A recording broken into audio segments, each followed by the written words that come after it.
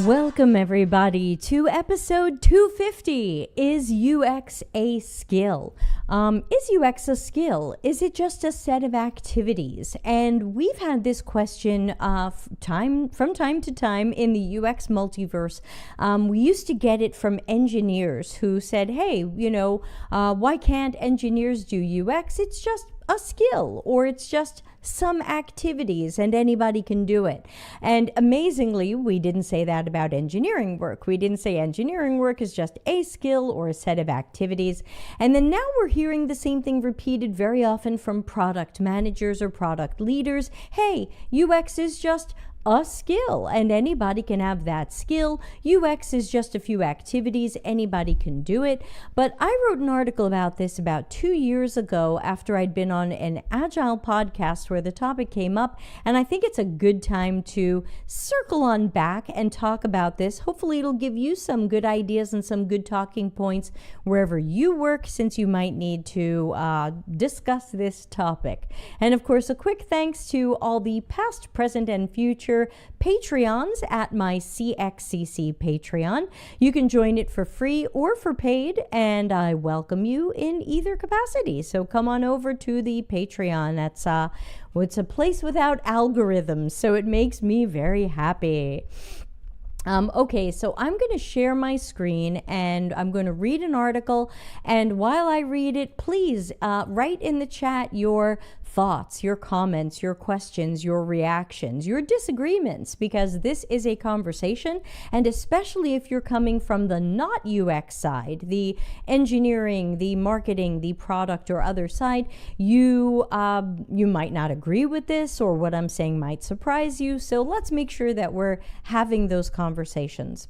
All right. So here we go. Here's my screen, so you get to watch the sausage being made.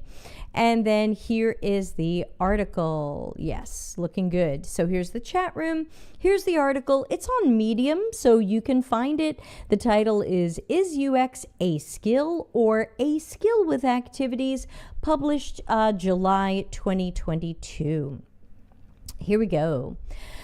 There are many Agile coaches, Scrum Masters, and others in tech who say that UX is not a job or a role. It might not even be a specialty. They often say that UX is a skill that anybody can have. They usually agree that you need this skill on the Agile or product team. The idea is that if it's just a skill and anybody can have that skill or do those activities, then we might not need UX staff. Anybody can do UX work. Let's practice our critical thinking and break this down. Is UX a skill? If UX is one or more skills or activities, is it okay for the work to be done by someone with low skill? And the caption of my image is, we should not settle for those with low skills or abilities doing any work that require those skills. We should always want, if not demand, world-class 5 stars out of 5 work. All right. Is UX a skill? In July 2022, I was interviewed on an Agile podcast, and this topic came up. I asked the co-hosts, if UX is a skill, can you please tell me what the skill is? They started naming common UX deliverables, documentation, and artifacts. I heard journey maps, personas, prototypes, screens, and talking to people. While it is correct that those are documents and artifacts that CX and UX researchers and designers create, these are technically not skills. When these documents are perceived as the skill, the standard for the documents is usually, did someone create these? Do the documents exist? These aren't skills because they are outputs and documentation of the execution of skills. Let me say that again. These aren't skills.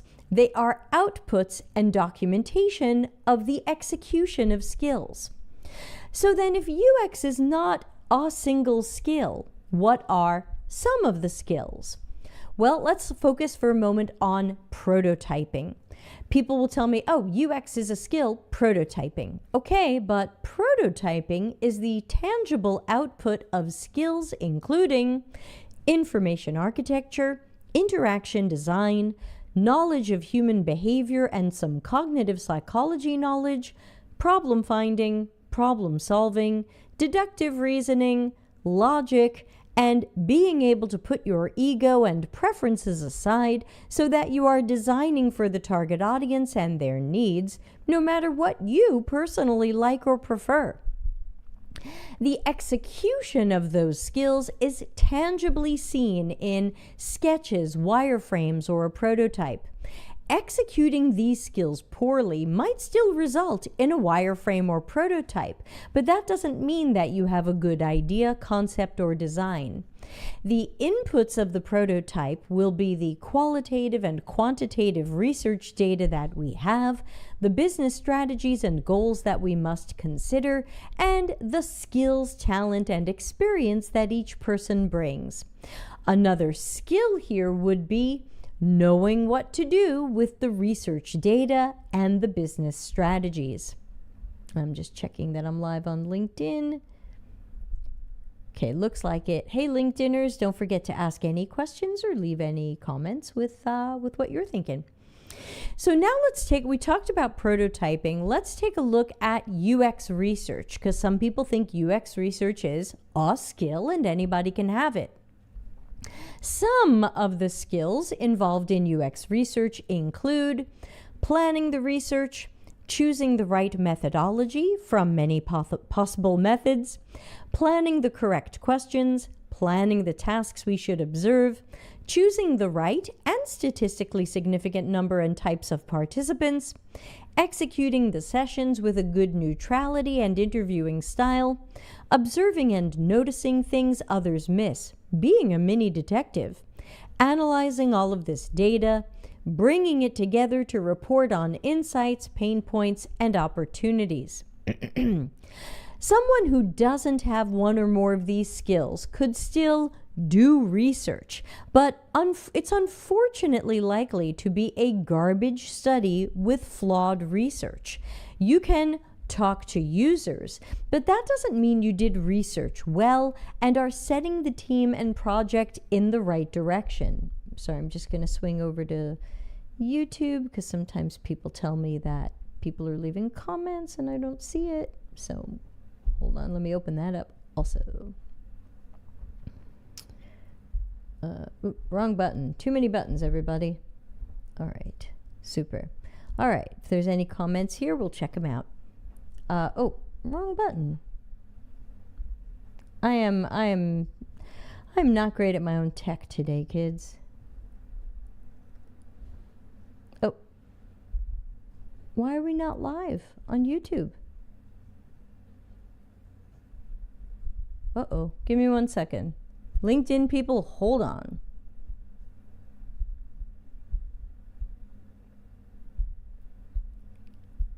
Nope, we should be live. Let's see, view on YouTube. Huh. I am live on YouTube. Okay, sorry about that, everybody. That was confusing. All right, so continuing with you all got to watch that. Continuing with the article, truly watching the sausage being made.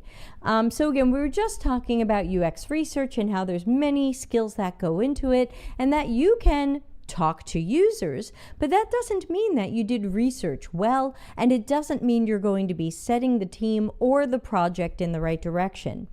So there's a more accurate look at UX research work. Is it an activity?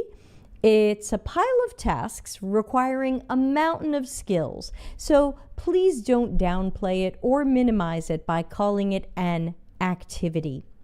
Now that we're starting to see that it's about multiple skills and the quality of the work that was done, let's continue.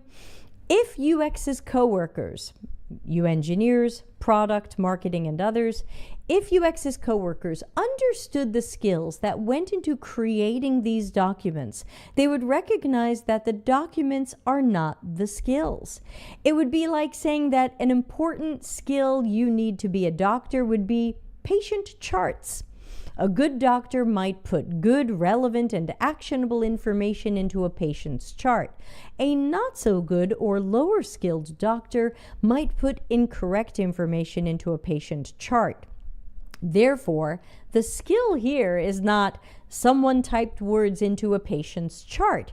The skill is how the patient information was obtained, how the conclusions were arrived at, and how this will be communicated so that anybody seeing the records is well informed and knows what to do next. If we didn't have a good understanding of what it takes to be a professional chef, we might imagine that we can just put food on a plate and make it look attractive, so we too must be a professional chef. Just like making yourself some breakfast does not mean that you have the skills of a professional chef, creating documents or artifacts that are normally made by UX professionals and experts does not mean that you have created these well, or that you have approached the work with the skills and proficiency that an expert would. Very often, if somebody creates a customer journey map, even if the information going into that customer journey map was completely guessed, completely made up, completely incorrect, we celebrate that we now have a customer journey map. We appear to have no interest in what skills, techniques, or methods were used in making that customer journey map. If we have a document, we did a thing, and that thing is finished. I've even seen companies believe that they can just send their staff to a customer journey mapping course or workshop, and they'll have all of their CX initiatives in place and customer problems solved. Customer journey maps start with research and then require deep, strategic problem solving and other skills. If these were not correctly utilized in the making of the map might be garbage.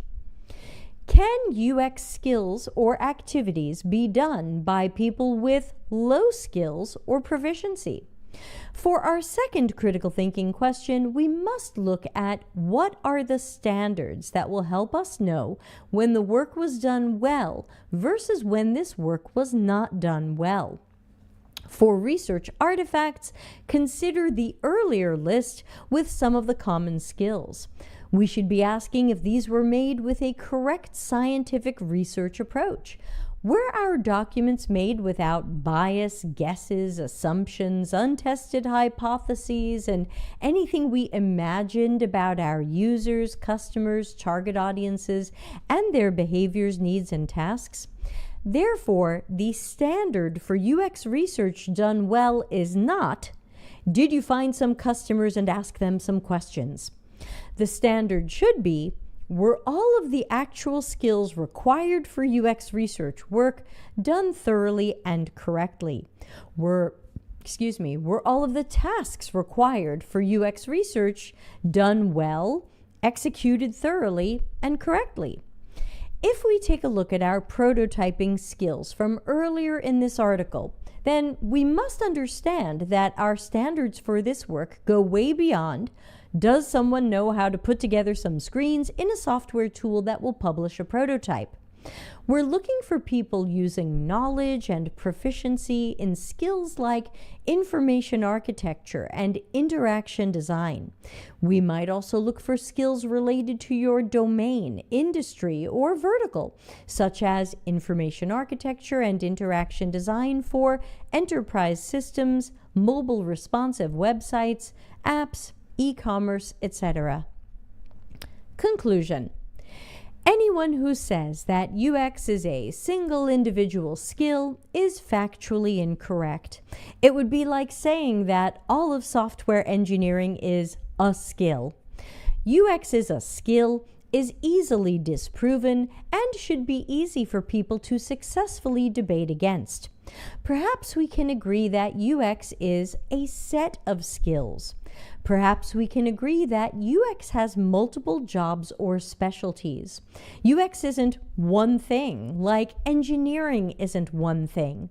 UX research, content design, architecture and design work, and visual design are 4 separate areas of UX that at some companies are completely separate jobs.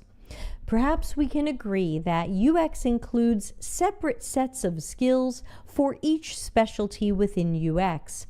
Perhaps we can agree that the outputs and documentation of each UX task are not the skills themselves. The real abilities of a UX professional lie in the work, not the documentation of the work. Skills and proficiency can be measured. A UX research expert can tell good work from bad. They can tell a well-planned, well-executed, and well-analyzed research study from one that is lacking in one or more of these areas. The skill of a product manager is not, do we have a roadmap? One of their many skills is in the quality of that roadmap. The best person to determine who has any particular skill at a level of proficiency where we would want them to do that work is the expert in that area.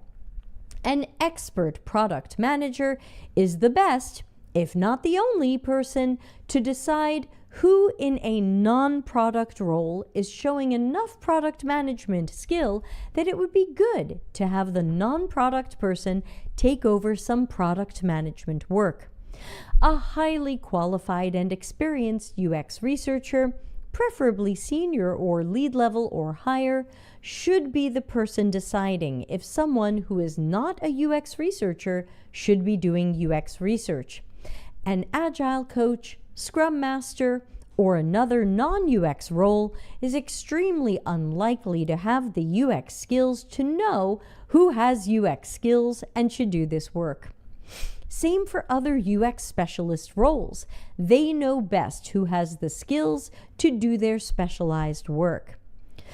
But believing that UX is a skill that anybody could do would solve our bottleneck problem.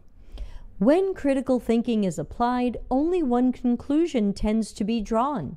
If there is a bottleneck on your UX team, if you are being held up because there aren't enough researchers, content strategists, architects, or designers, never give this work to people who lack the skill and proficiency to do it well. You do not solve other roles' bottlenecks by giving their specialized work to low-skilled people. Doing this work poorly should be in our risk register or our risk documentation. Fun side note, adding something to a risk register doesn't necessarily mean you are highly skilled at finding or mitigating risk. Maybe someone else found the risk and will mitigate it and you're just documenting that. If your QA engineers were all out sick and you asked someone from marketing to do some automated QA on the dev build, which would never happen, you would surely put it on your risk register. QA work being done by people who might have no skill would certainly be a risk to the project, if not also to the product and the company. It would also not make sense for QA professionals to stop their mission-critical work to try to teach marketing how to create automated QA tests. Yet, when UX is short-staffed, non-UX roles expect overworked UX people to stop their mission-critical work and start teaching others something that takes years to be good at. To solve for bottlenecks, we typically either temporarily borrow a talented professional from another team to try to get past the bottleneck, or we just work on getting the budget to hire and add to the team. The same should be done for UX. Hire more qualified UX practitioners until there is no bottleneck. Don't pretend that UX is just a single skill or a few activities that anybody can do. We want these done well, not just done. We should also gently remind our agile coaches, scrum masters, and non-UX roles that they are not in a position to make declarations or mandates around UX professionals, processes, work, or skills. UX is a separate domain that requires autonomy. If you like self-managing teams, you need to please let UX manage itself and make decisions in its domain. If you are working in an organization where someone has declared that UX is a skill, or UX is a few activities that are easy to learn and easy to do, I would suggest you share this article with them. Okay, thank you. And while I do that, I'm just going to check to see if I missed any comments. Thank you to the people watching live on YouTube, and we've got some watching on LinkedIn. Let me know if you have any questions or comments, agreements, disagreements. Happy to talk about this, but it just seems to be something that keeps popping up. That whether it's being said by non-UX people, sometimes even said by UX people, because they think they have to tap dance along with some of these strange stuff that people try to throw at us so that they can do our work. It's really important to make sure that we're letting people know that, like many other jobs, UX is a set of skills, talents, based usually in education and experience, and that it's not easily done well by others. And then the question becomes a conversation. It's really a conversation about quality. Do we care how well the UX work was done? If we don't, then guess what? Anybody can do it. If we care about the quality of how well the UX work was done, and especially if people are being held accountable later, then it's important for specialists to do it. That would mean we don't have non-specialists do it, and we don't have AI try to do it, at least not in late 2024, where AI is still doing it badly. All right. Thanks to those joining live. And of course, if you're watching this later or someone shared it with you, please press like on YouTube and leave a comment. It helps us in the algorithm. And I hope people will leave some comments and we'll share this around, because for some strange reason, we still believe that engineering is a complex thing that takes years to be good at. We think product management is a complex thing that you need a lot of training to do. But UX is something really easy, and it's just a skill. But obviously this is said for the purposes of manipulation. It's much easier to take my work from me when you try to pretend my work is one easy thing that anybody can do. It's harder to take my work from me when you believe that it is a complex set of skills and talents and techniques and strategy that you wouldn't be able to learn in just minutes. Okay, double checking for any comments or reactions until I just want to make sure that I didn't leave anybody out. Otherwise, we can certainly wrap up for today. And just a reminder, tomorrow I will be live with my usual Ask Me Anything and Q&A sessions, where we'll also have Dr. Nick tomorrow.